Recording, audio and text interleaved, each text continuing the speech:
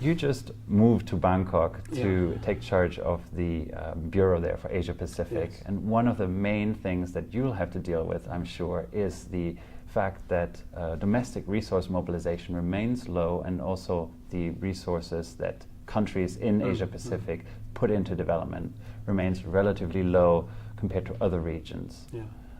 How are you trying to get out of this predicament? Well, I think we need to reset our relationship with many of the countries in Asia and Pacific. It's a very diverse set of countries.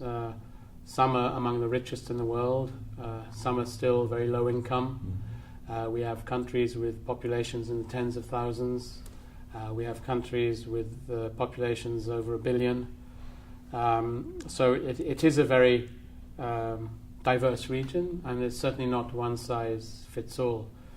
But I think when one looks at the development challenges in the region, at the 1.6 billion people who live on less than $2 a day, at the enormous vulnerabilities due to climate change, due to natural disasters, when one looks at the issues of inequality and lack of access in many parts of the region, there's still a very formidable development agenda, and that needs to be financed.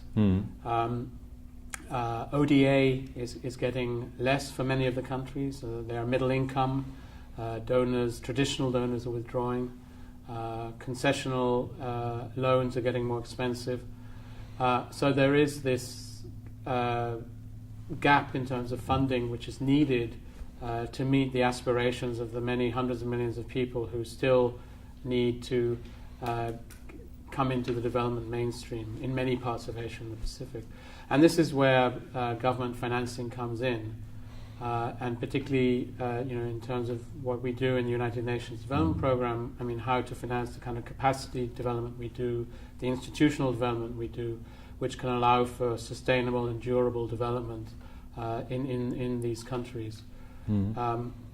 So what we want to see is how we can have a dialogue and conversation with these countries in terms of how we finance development, both more broadly speaking and specifically in terms of how UNDP can help with that. But we do set an expectation with our countries that it cannot be business as usual. We are embarking in 2015 on a new development agenda, set by the SDGs, and that means we also have to help the countries we work in to raise finance, whether it's domestic finance or external finance, doesn't matter. But we have to work closely with our governments to raise the money that's needed to both to complete the MDGs and to meet the SDGs later on as well.